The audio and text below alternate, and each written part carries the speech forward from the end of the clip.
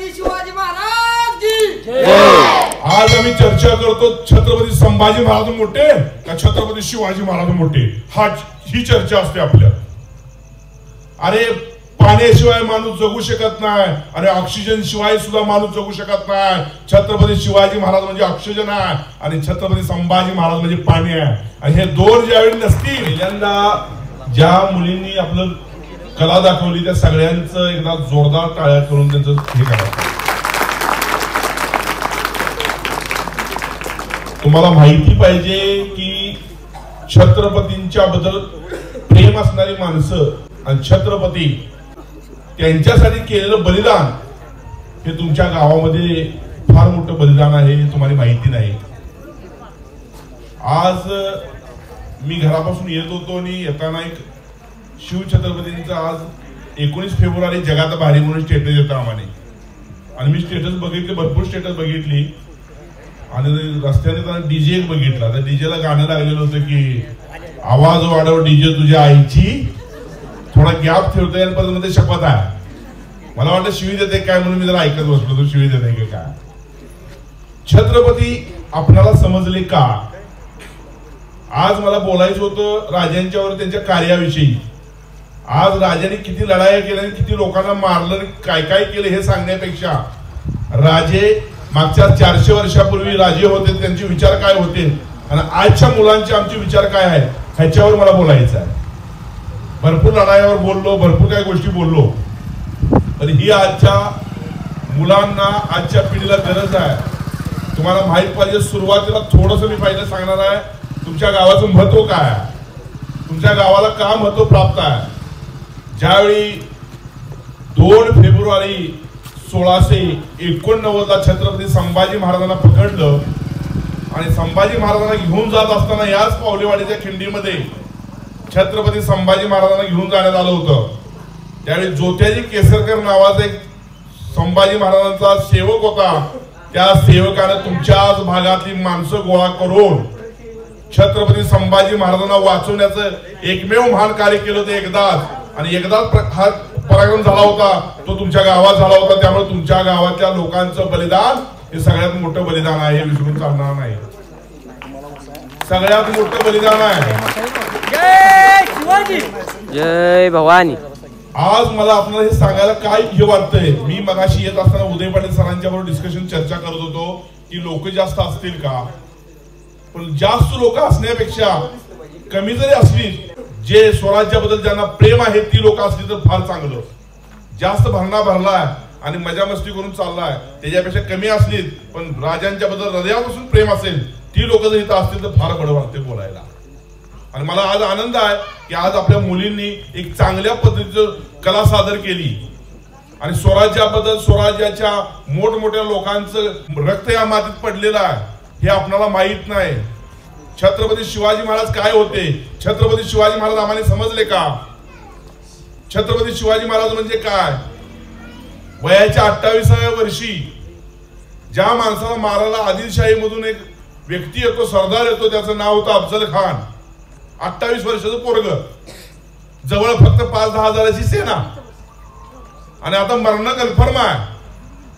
आणि तो व्यक्ती ज्या इकडे या लागलाय, राजाला मारणार आहे, राजे चिंतेमध्ये आहेत, प्रतापगडावर टेन्शन मध्ये बसलेले आहेत, त्यांना टेन्शन आहे की आता काय व्हायचं, माझं कसं होणार, आणि त्यांना माझ्यापेक्षा माझ्या प्रजेचं नुकसान व्हायला लागलंय।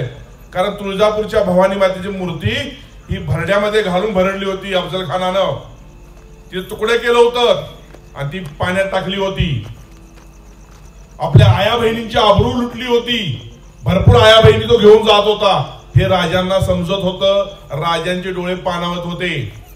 राजे एका महालामध्ये जाऊन आत बसले होते, दरवाजा उघडत नव्हते, आणि ज्यावेळी दरवाजा उघडत नाही राणी साहेब जाऊन दरवाजा खटखटत होत्या पण ते दरवाजा उघडत नव्हते।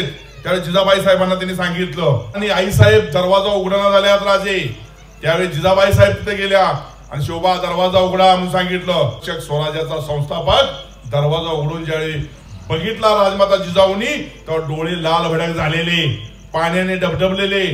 ह्यासाठी नाही की माझा मृत्यू जवळ आलाय, ह्यासाठी की माझी प्रजा दुःखी आहे। माझी प्रजा मरणार आहे, माझ्या प्रजाला त्रास होतोय, माझी मंदिरं तुटली जात आहेत, ह्याचं टेन्शन त्या राजाच्या डोक्यात होतं. आई साहेब मी काय करू, मी काही करू शकत नाही, मी आता काय करू. त्या जिजामाता साहेबांनी एवढं सांगितलं, राजा भिवू नका, तुम्ही टक्कर फक्त द्या. त्या तुमचा मृत्यू जर झाला तर मला आनंदच होईल की माझा मुलगा लढाई करता करता मेला, ह्याचा मला आनंद होईल. त्यामुळे तुम्ही भिवू नका, तुम्ही त्याला टक्कर द्या. तिथं त्यांना हत्तीचं बळ आलं आणि त्यानंतर 7 दिवसानं छत्रपती शिवाजी महाराजांनी अफजल खान यांची भेट होणार होती. 7 दिवस राजा झोपला नव्हता. 7 दिवस आपण एक नाईट नाही झोपलो तर दुसऱ्या दिवशी चक्कर यायला सुरू होते. 2-3 दिवस जर नाही झोपलो तर आम्हाला किती त्रास होतो. ती व्यक्ती 7 दिवस झोपली नव्हती. संभाजी कावजी कोंडाळकर एक अफजल खानासारखा दिसणारा सगळ्यात बलदंड माणूस होता. त्याला अफजल खानाचा झबला घातला होता, तो ड्रेस घालतोय तो.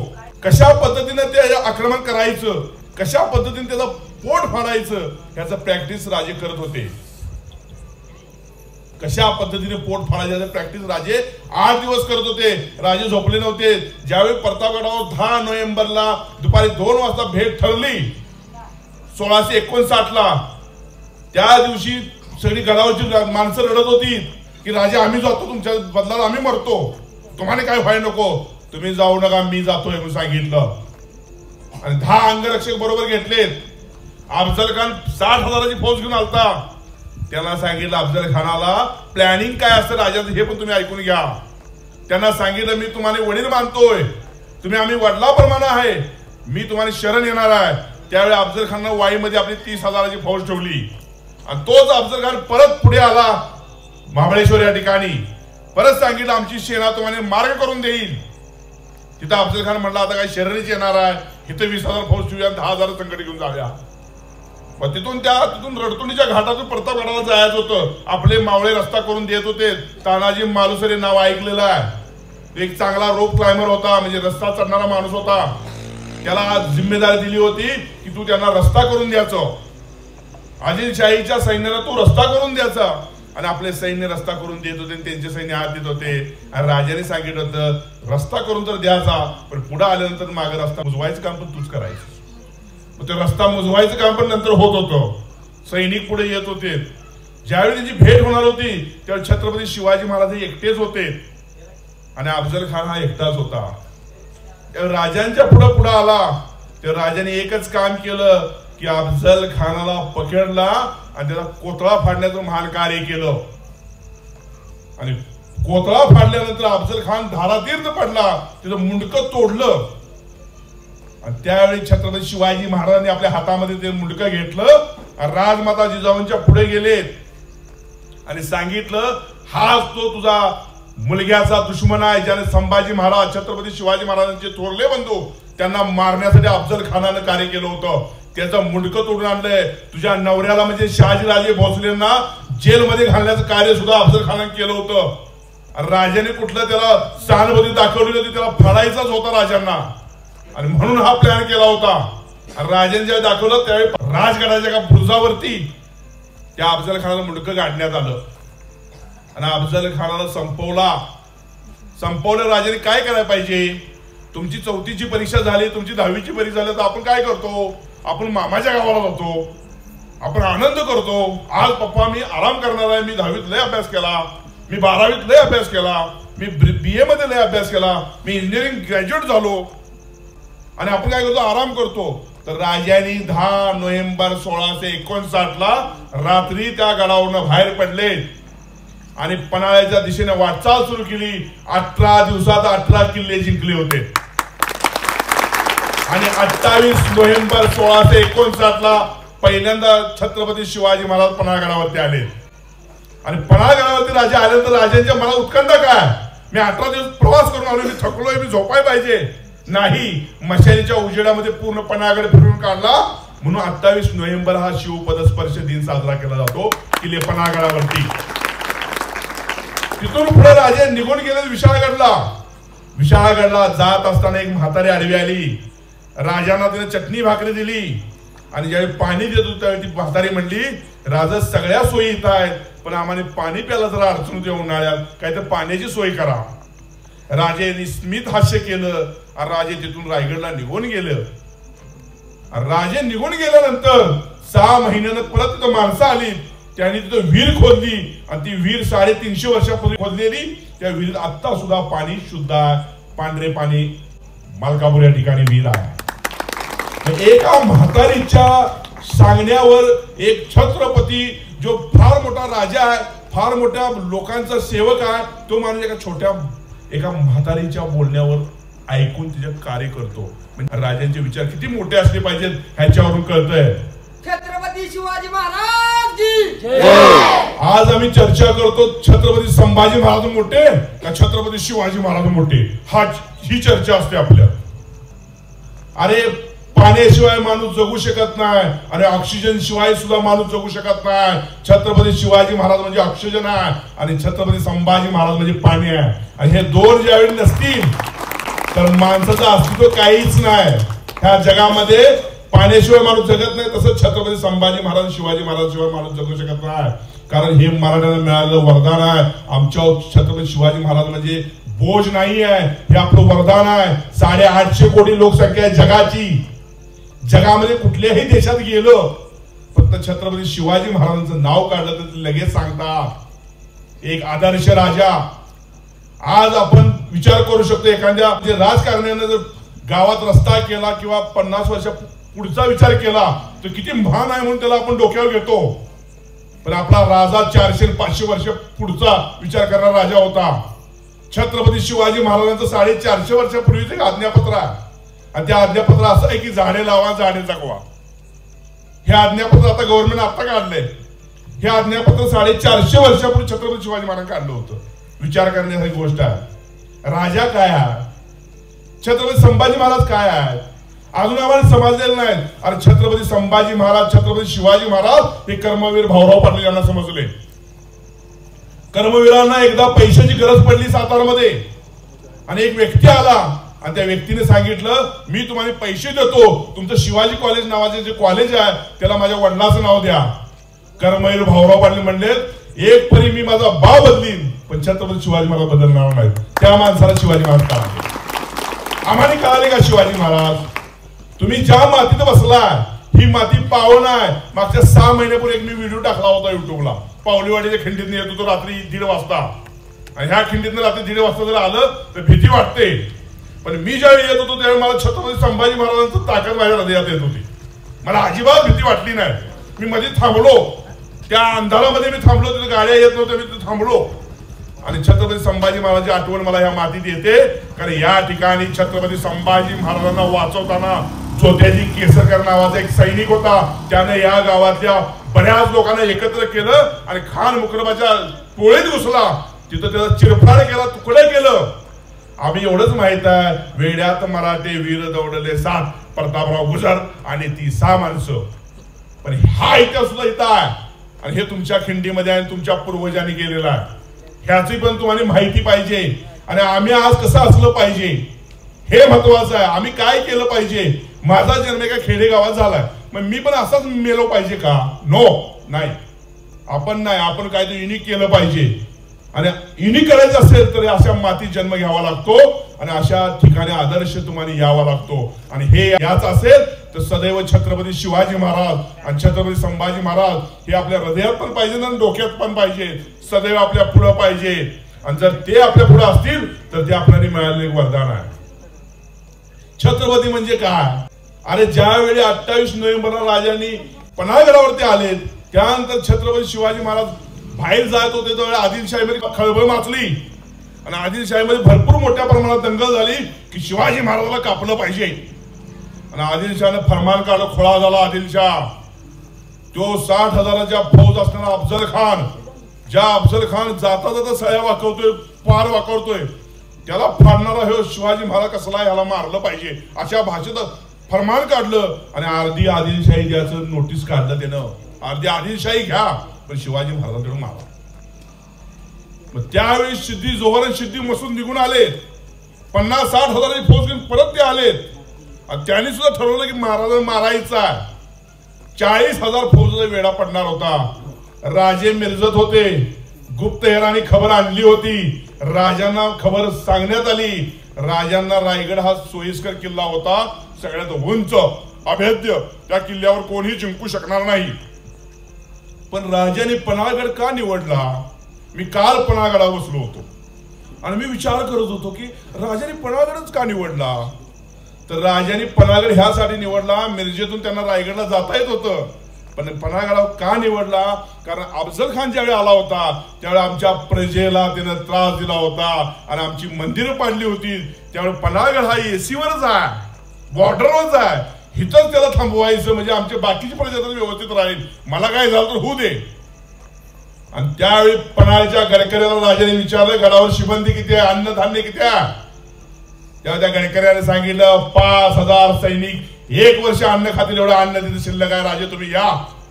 आणि छत्रपती शिवाजी महाराज किल्ले पन्हाळगडावरती आले आणि 2 मार्च 1660 ला पन्हाळगडावरती वेढा पडला.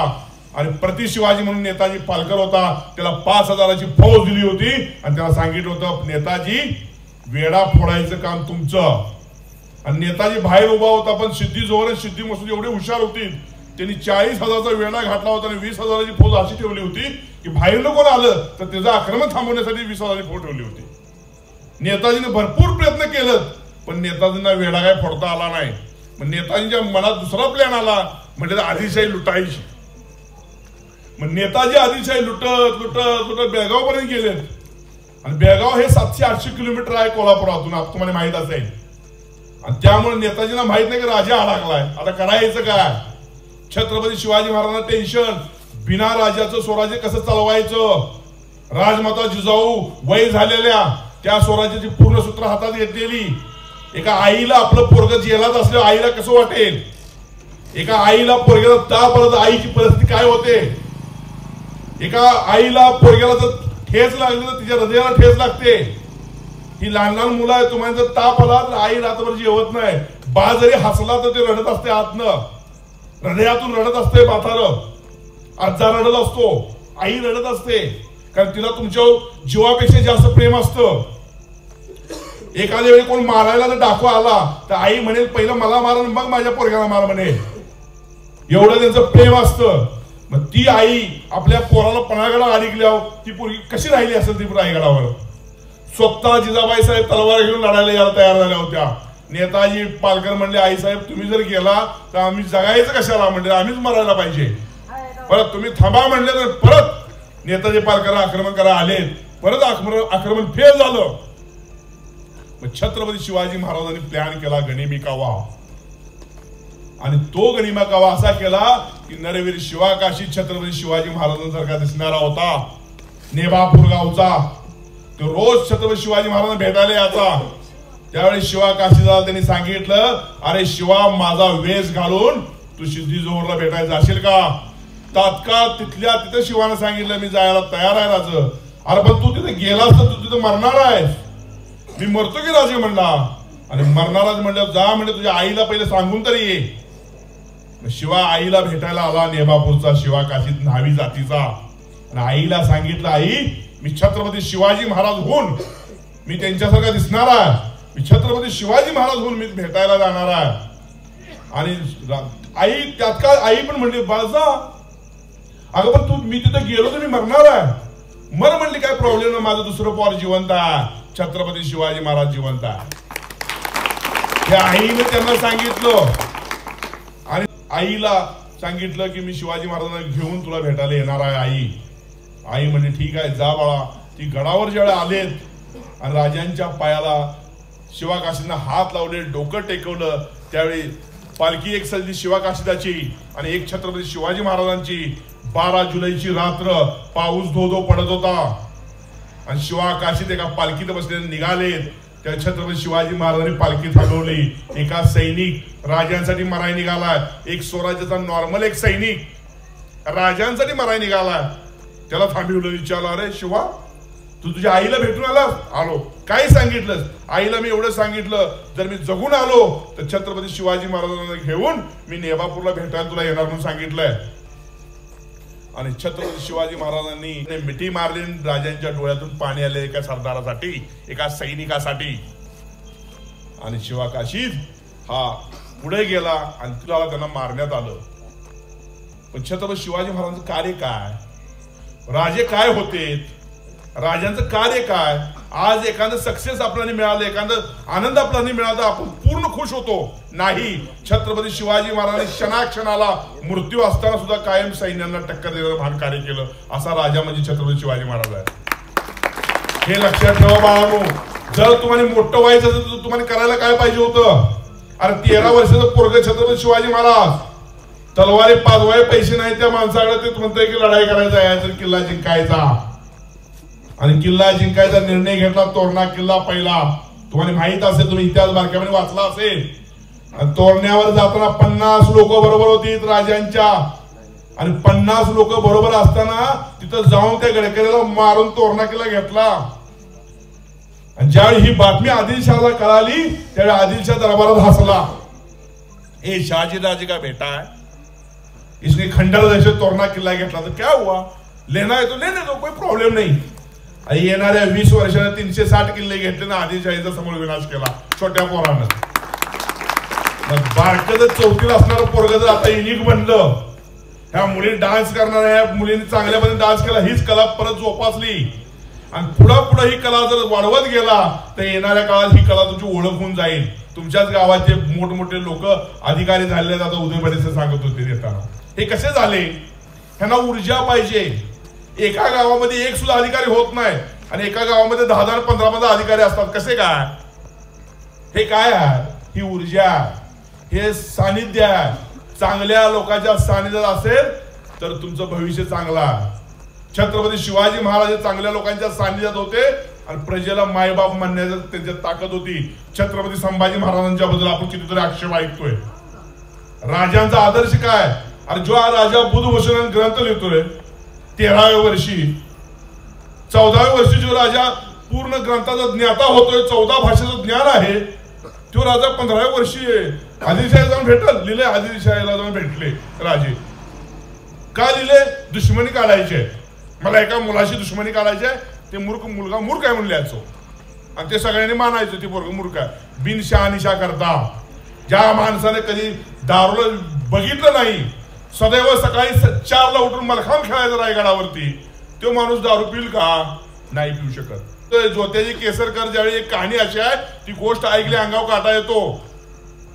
ज्योत्याजी केसरकर छत्रपती संभाजी महाराज सोडून कुठेही जात नव्हता. एक साधा सैनिक होता पण त्यांना सोडून कुठे जात नव्हता.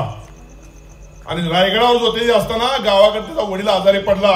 शेवटची घटका मोजत होता, मरणाच्या दारामध्ये होता. तो माणूस रायगडावरती आला आणि ज्योत्याजी केसरकरला भेटला.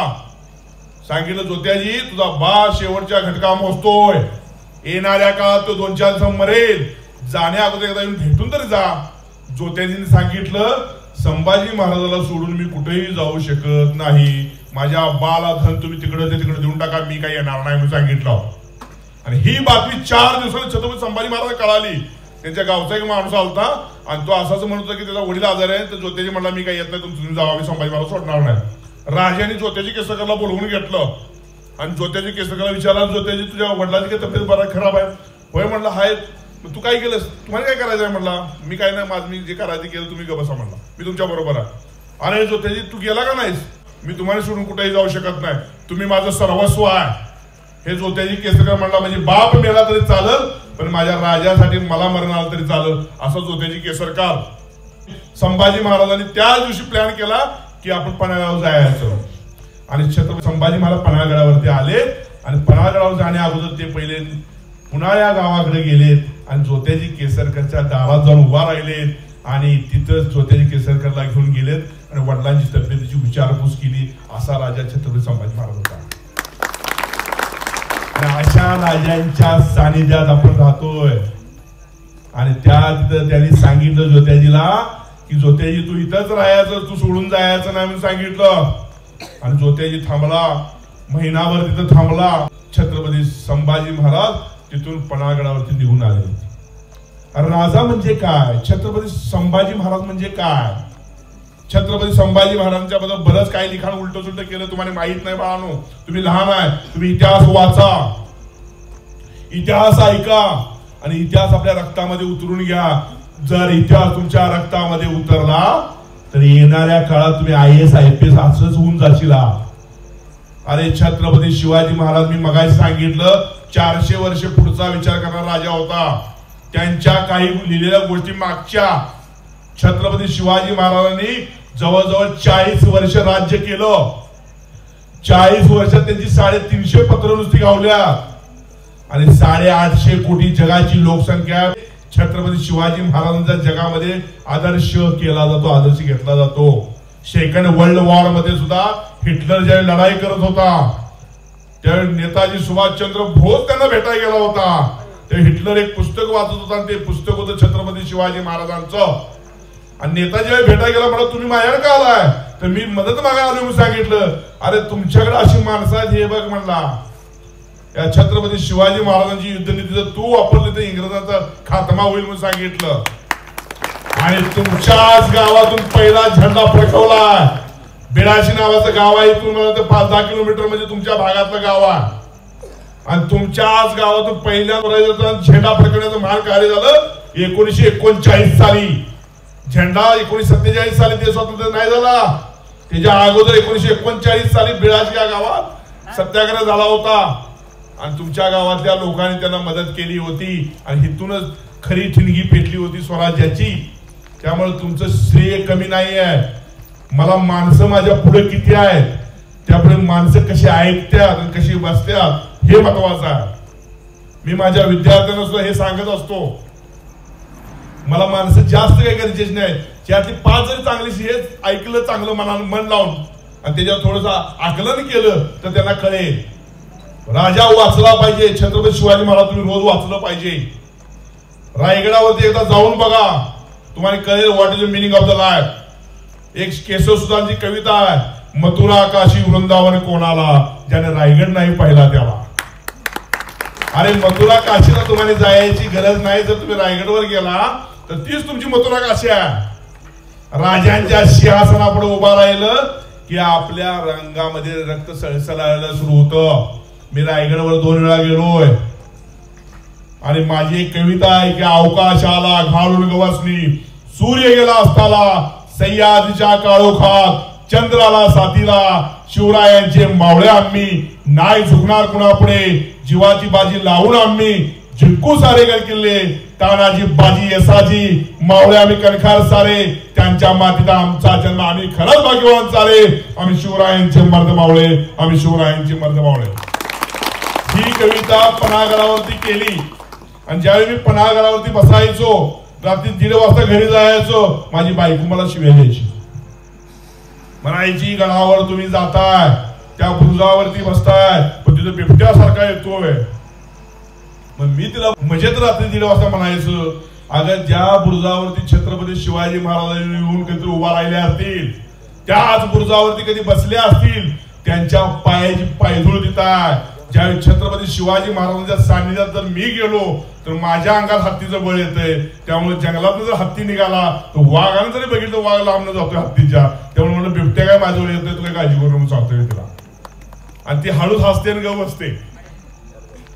मला सांगायचं काय राजा म्हणजे काय. छत्रपती शिवाजी महाराज ओळखायचं असला तर तुम्ही तुमच्या अंगात एक वेगळं रक्त तयार झालं पाहिजे. तुमच्या टार्गेट पाहिजे.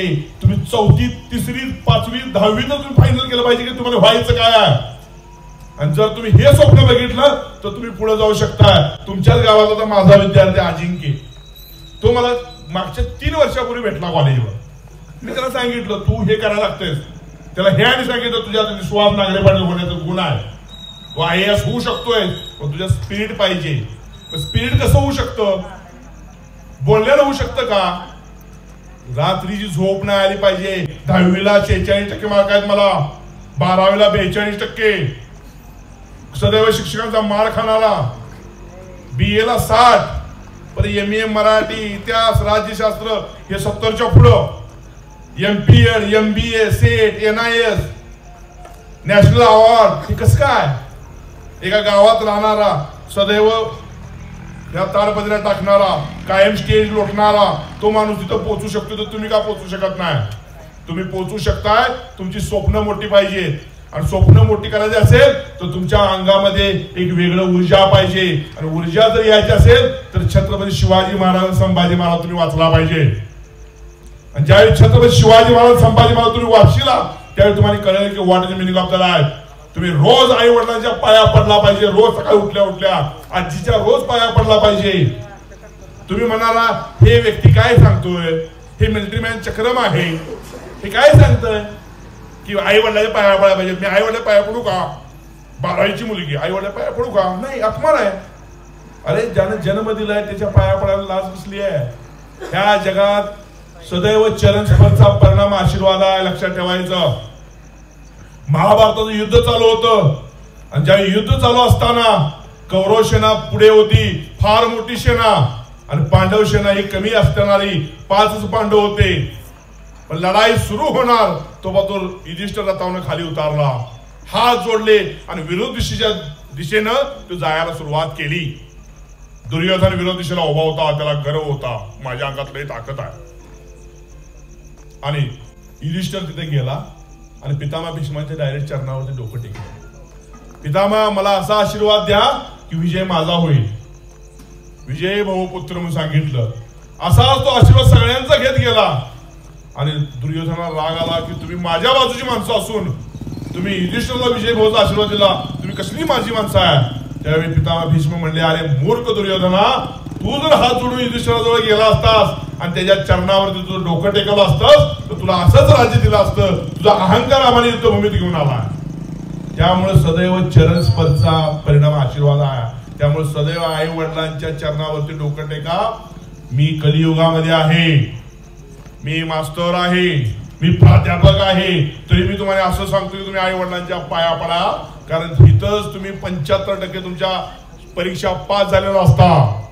परीक्षा पास होण्यासाठी वेगळा गुट्टी खायची गरज नाही, सदैव तुमच्या डोक्यावरती आशीर्वाद असणं सुद्धा गरजेचं आहे. मी कायम म्हणतो विद्यार्थ्यांना 30% तुम्ही नुसतं कष्ट करा आणि 70% तुमच्या डोक्यावर ब्लेसिंग पाहिजे, आशीर्वाद पाहिजे. जर तुमच्या डोक्यावर घरातल्यांचा आसपासच्या लोकांचा जर आशीर्वाद असेल तर या जगात तुम्ही सर्वश्रेष्ठ आहात. जगात श्रीमंत व्हायला तुमची प्रॉपर्टी जास्त नको आहे, तुम्ही समाधानी पाहिजे. आणि तुम्ही समाधानी कधी होऊ शकताय? ज्या दिवशी तुमचं टार्गेट तुम्ही अचीव्ह करू शकताय की मला हायर पोझिशनला जायचं आहे, मला मोठं व्हायचं आहे, हे स्वप्न ज्यावेळी बक्षीला त्या दिवशी तुम्ही मोठं जाणार आहात. आता आम्ही 19 फेब्रुवारी जगात भारी म्हणून स्टेटस मी पहिल्यांदा सांगितलं आणि ते गाणं लावत्यात, आवाज वाढव डीजे तुझ्या आईची शपथ आहे. हे गाणं आता मी ऐकतोय. त्यांना कळालं का? अरे अंगातला उन्माद बाहेर करण्याचं कार्य करतात. शिवजयंती साजरी करणं म्हणजे शिवजयंतीला चांगल्या चांगल्या शिबिर घेतलं पाहिजे, मोठमोठी व्याख्यानं झाली पाहिजेत, मुलांना प्रबोधन झालं पाहिजे. आणि हीच पिढी घडणार आहे. मी माझ्या विद्यार्थ्यांना लेक्चर मध्ये कायम म्हणत असतो, माझं वय वर्ष 42 आहे, येणाऱ्या 25 वर्षांनी मी मरणार आहे. मी काय केलं? माझं पोरगं अमेरिकेला गेलं म्हणजे मी जिंकलो का? माझी मुलगीच अमेरिकेला गेली म्हणजे मी मोठा झालो का? नाही. माझे विद्यार्थी सुद्धा अमेरिकेत जायला पाहिजे, माझे विद्यार्थी सुद्धा अमेरिकेत जायला पाहिजे. कारण हे माझं परम कर्तव्य आहे. माझा विद्यार्थी सुद्धा राष्ट्रपती भवन मध्येच गेला पाहिजे, त्याला मोठा पुरस्कार भेटला पाहिजे, हे माझं स्वप्न असतं. त्या दिशेनेच मी वाटचाल करतो. त्यामुळे माझे विद्यार्थी कमी आहेत, पण सोनं खरं आहे. जंगलात कुठं जरी कचऱ्यात टाकलं आणि 20 वर्षांनी जाऊन जरी उकरलं तर ते पिवळंच भेटणार, चमकणारच भेटणार. होईल त्रास पण गुण हमखास. आमच्या बोलण्याचा त्रास भयानक आहे. आमचं बोलणं म्हणजे कडू लिंबासारखं बोलणं आहे. मी पोरांना त्रास देतो, अजिंक्यने बघितलेला, त्याला विचारा कधी तर. मी मुस्काळीत मारायचो कॉलेजच्या पोरांना. आज 10वीच्या 5वीच्या पोराला मुस्काळीत मारून चालत नाही. मी कॉलेजच्या पोराला मुस्काळीत मारायचं. पोरग्यानं वर बघितलं नाही पाहिजे. आणि तीच पोरं लिंबासारखी म्हणलं ना, लिंब असा असतो की 168 लोकांना बरा करतो. आणि साखर खाताना मजा येते. आईला चुकून, आजीला चुकून साखर आपण भरतो ना पोटामध्ये. ती साखर एकदा जर लागली ना शुगर, तर आयुष्यभर इंजेक्शन घ्यावं लागतं खुब्यात. विचारा ज्यांना शुगर आहे त्यांना. त्यामुळं गोड साखरेच्या नादाला लागू नका. तुम्ही कडू लिंबाच्या जवळ जावा. तुम्ही रोग मुक्त होचिला आणि येणाऱ्या काळात जगावरती राज्य करचिला. एवढंच मी तुम्हाला सांगतो. आणि छत्रपती संभाजी महाराजांच्या पदस्पर्शानं पावन झालेल्या, तसेच आपल्या राजासाठी, हिंदवी स्वराज्य संरक्षक छत्रपती संभाजी महाराजांसाठी तुमच्याच पूर्वजांनी बलिदान दिलेलं आहे. त्या सर्वांना श्रद्धांजली वाहतो. आणि आज मला तुमच्या गावामध्ये येण्याची संधी दिली आणि तुमच्यासारखी महान लोकांनी एक चांगली कला सादर केली आणि माझ्यासाठी एका छोट्याशा गावातून आलेल्या एका छोट्याशा प्राध्यापकाला मिलिटरी मॅनला त्याला ऐकण्याचं महान कार्य केलं, त्याबद्दल मी सगळ्यांचा आभार व्यक्त करतो. आणि इथंच छत्रपती संभाजी महाराज आणि छत्रपती शिवाजी महाराजांची घोषणा देतो. आवाज गेला पाहिजे पाकिस्तान पर्यंत. माझा आवाज मोठा आहे का तुमचा आहे मला बघायचा आहे. सगळ्यांच्या मुखातून आवाज आला पाहिजे जोरात. छत्रपती संभाजी महाराज की आवाज जोरात आला पाहिजे. छत्रपती शिवाजी महाराज की, छत्रपती शिवाजी महाराज की, भारत माता की, भारत माता की, भारत माता की. जय हिंद, जय भारत, जय हिंद.